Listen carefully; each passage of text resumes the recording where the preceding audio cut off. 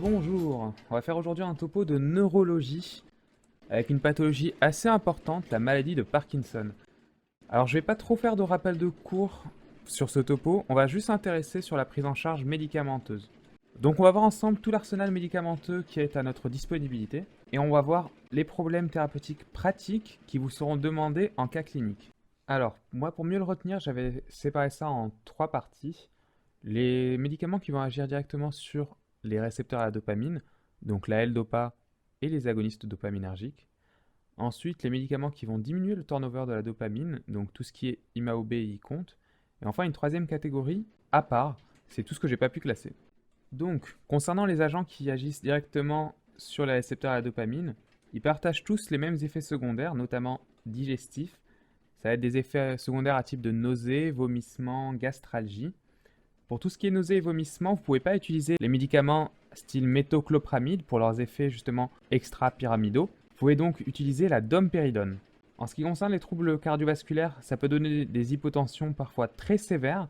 Donc vous pouvez être amené à prescrire du Gutron si vos méthodes hygiéno-diététiques style bas de contention ne suffisent pas. Faites attention, ça peut aussi donner des troubles du rythme cardiovasculaire. Ça peut aussi donner des troubles psychiatriques. Ça peut aller du simple syndrome confusionnel, donc un état confusionnel aigu, jusqu'aux bouffées d'angoisse, voire même des hallucinations. C'est favorisé par les surdosages, un âge avancé, une association d'autres médicaments confusiogènes, mais c'est aussi favorisé par une détérioration intellectuelle associée. N'oubliez pas par contre, les agonistes dopaminergiques peuvent donner dans 15% des cas des effets psychiatriques, tout ce qui est addiction au jeu, addiction sexuelle. N'oubliez donc pas d'informer votre patient lors de la délivrance et de l'instauration du médicament. Donc on passe maintenant aux agonistes dopaminergiques qui vont directement se fixer au niveau des récepteurs à la dopamine. Comme vous le voyez, il y en a de deux types, selon s'ils sont dérivés ou non de l'ergot de Seigle, parce qu'il faut savoir que les dérivés de l'ergot de Seigle sont contre-indiqués chez vos patients un peu cardiaques. Alors, en ce qui concerne les indications, avant 65 ans, on commence par les agonistes dopaminergiques, a fortiori s'il y a peu de symptômes cliniques. Après 70 ans, on aura plus tendance à introduire directement la L-Dopa. Donc entre 65 et 70 ans, c'est pas à vous de trancher. Normalement, vous ne devriez pas avoir de questions là-dessus. Après 70 ans, on utilise en effet la L-Dopa en première intention, mais les agonistes dopaminergiques gardent leur place en association thérapeutique. En effet, les agonistes dopaminergiques sont plus performants que la L-Dopa pour tout ce qui est mouvements anormaux. D'autre part, ça va permettre une stimulation dopaminergique plus stable, et ça va aussi permettre une épargne posologique de L-Dopa. Et vous allez voir que c'est très important. La L-Dopa, justement, évidemment, c'est le médicament qui est le plus efficace. C'est évidemment l'hormone qui manque à votre organisme. C'est le plus actif, donc comme je vous l'avais dit, on l'introduit directement selon l'âge ou si on est dans cette période entre 65 et 70 ans, soit si le contrôle thérapeutique est insatisfaisant, soit si la symptomatologie est trop sévère. En ce qui concerne la DDC, la dopa-décarboxylase, cette enzyme va dégrader votre dopamine excédentaire et cette enzyme se trouve au niveau du cerveau mais aussi au niveau des tissus périphériques. Donc ça va grignoter un peu votre stock de dopamine qui est déjà bien bas. Donc pour ça, à chaque fois qu'on donne de la L-Dopa, on introduit de la carbidopa ou du bensérazide et ça va avoir plusieurs effets. Ça va diminuer les effets secondaires digestifs dus à la dopamine circulante excédentaire, mais ça va aussi réduire les doses de L-Dopa nécessaires en augmentant la fraction de L-Dopa disponible pour votre cerveau. Donc tout est bénéfique. On passe maintenant aux médicaments qui vont eux aussi diminuer le turnover de la dopamine, les IMAO et les I-compte. IMAO-B pour inhibiteur de la monoaminase de type B et I-compte pour inhibiteur de la catécholamine O-méthyltransférase. Ces deux médicaments vont empêcher le catabolisme de la dopamine, augmentant ainsi sa durée de vie. Ils ont par contre un effet dopaminergique assez modeste. On les utilise surtout pour les tremblements. Ils sont extrêmement utiles là-dessus. On passe maintenant aux médicaments que j'ai pas réussi à classer. L'amantadine. Elle a un effet dopaminergique assez faible, par contre elle est extrêmement utile sur les dyskinésies, et c'est pour ça qu'on l'utilise en association thérapeutique. La pompe à apomorphine, c'est une pompe qui va délivrer en permanence un débit basal en sous-cutané, et à ce débit basal, vous pourrez ajouter un bolus, une quantité supplémentaire d'apomorphine en cas de blocage par exemple. Donc toute la journée, vous aurez un débit constant, un débit basal, et si besoin, vous pourrez ajouter un débit, enfin un bolus supplémentaire. Et si on se rend compte qu'il y a beaucoup trop de bolus supplémentaires, on augmentera donc la dose basale. C'est très utile quand on a des fluctuations d'activité sévères et qu'on n'arrive pas à contrôler par un traitement basique. Maintenant, la stimulation cérébrale profonde, c'est une thérapie qui est réservée pour les patients entre guillemets jeunes et surtout qui n'ont pas de troubles cognitifs ou posturaux, tout simplement parce que ça veut dire que la maladie est trop évoluée. C'est une thérapeutique assez lourde parce qu'on va stimuler le noyau subthalamique ou le pallidum interne.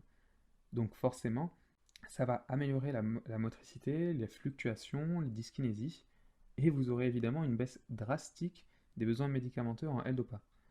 Donc c'en est fini pour toute la liste des médicaments. On va maintenant essayer de voir tous les problèmes pratiques qu'on va vous poser dans les cas cliniques. Donc dans un souci de clarté, on va commencer par les fluctuations d'activité. Donc comme vous le savez, votre patient peut passer d'une phase on à une phase de blocage complètement hypo ou akinétique, donc off. Ces fluctuations d'activité peuvent ou non être reliées aux prises. Donc vous aurez des akinésies ou des hypokinésies de début, de fin ou de pic de dose. Donc pour éviter cela, on va juste fractionner les doses ou tout simplement introduire des médicaments à libération prolongée. Pour les fluctuations d'activité qui ne sont pas liées aux prises, on a des fluctuations d'activité circadienne. Tous les jours, au même moment de la journée, votre patient va se bloquer sans signe avant-coureur. Donc c'est assez saisissant.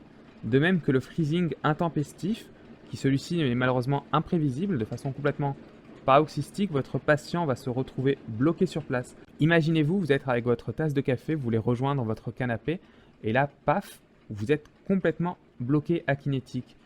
Donc, emporté par votre élan, il y a un énorme risque de chute. Donc ça peut amener pas mal de cas cliniques là-dessus. En ce qui concerne les mouvements anormaux, ils sont en général liés à des surdosages. On va voir ça dans la diapo suivante. Vous avez beaucoup de mal à différencier les dyskinésies et les dystonies. Donc on va voir ça ensemble. Il y a deux solutions. Soit vous avez vu des patients ou vous allez voir des vidéos sur YouTube pour vous imprégner de la différence entre une dystonie et une dyskinésie. Soit vous vous en remettez à vos cours d'étymologie. Donc dys veut dire, le préfixe dys veut dire problème. Ensuite, kinésie a cette notion de mouvement, d'action. Donc vous aurez ces mouvements complètement involontaires. Ça peut être des mouvements de tout type, notamment choréiques ou baliques, donc une très grande amplitude.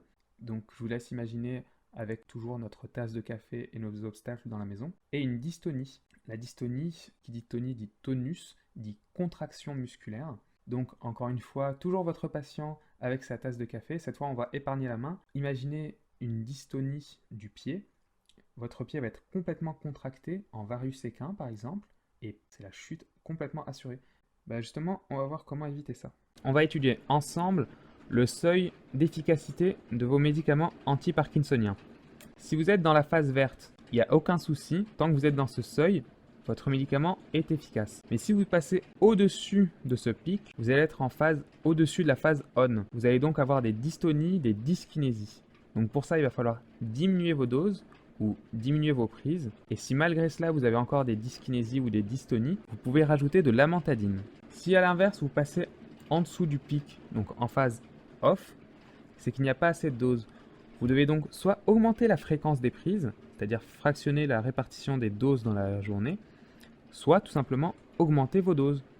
Mais attention à ne pas trop augmenter votre prise de médicaments, parce que sinon vous allez passer d'une phase off à une phase dans le seuil, puis paf, vous serez en phase supérieure au-dessus du on. Comprenez donc qu'on peut passer d'une phase on à off assez facilement. Donc c'est vraiment de la cuisine, c'est vraiment de la prise en charge adaptée en ce qui concerne la perte d'efficacité de votre médicament. Au bout d'un moment, vous aurez une perte d'efficacité de votre L-Dopa. C'est pour ça qu'on essaie de l'introduire le plus tard possible. Donc en général, après 70 ans. Et si votre L-Dopa n'est pas assez efficace, vous pouvez augmenter vos doses ou introduire un IMAO ou un ICONT, mais aussi ajouter un agoniste dopaminergique. On commence assez tôt à faire des associations agonistes dopaminergiques et L-Dopa pour économiser votre L-Dopa justement. Si malgré tout cela, comme on l'a vu, vous avez des fluctuations incontrôlables, soit vous ajoutez des médicaments à libération prolongée, soit vous en venez à la pompe à apomorphine pour avoir un débit basal plus des bolus en cas de problème. Et si votre patient est plutôt jeune et qu'il a une symptomatologie plutôt corsée mais pas de détérioration intellectuels ou de troubles posturaux, on peut en venir à la stimulation profonde du noyau subthalamique. J'en viens maintenant à la rééducation. La rééducation se fait le matin tôt en off, sans médicaments. On va faire des exercices intenses à votre patient, ce qui va stimuler ainsi les rémanents de production endogène de dopamine, mais aussi stimuler vos récepteurs à la dopamine. Ça va stimuler votre captation de dopamine. Donc, une fois que la rééducation est finie, vous allez donner vos comprimés à votre patient et votre dopamine va directement venir se fixer sur vos récepteurs. Et voilà, c'est tout pour ce topo sur les médicaments de la maladie de Parkinson. On se retrouvera bientôt pour les QCM et pour un autre topo sur les syndromes parkinsoniens atypiques. La maladie de Parkinson est vraiment un énorme sujet, donc ne le négligez pas s'il vous plaît. C'est assez rébarbatif, il y a une énorme quantité de données dans ce cours, c'est un peu caché, donc n'hésitez pas à faire des cas cliniques pour que ça rentre un peu plus facilement. À toutes!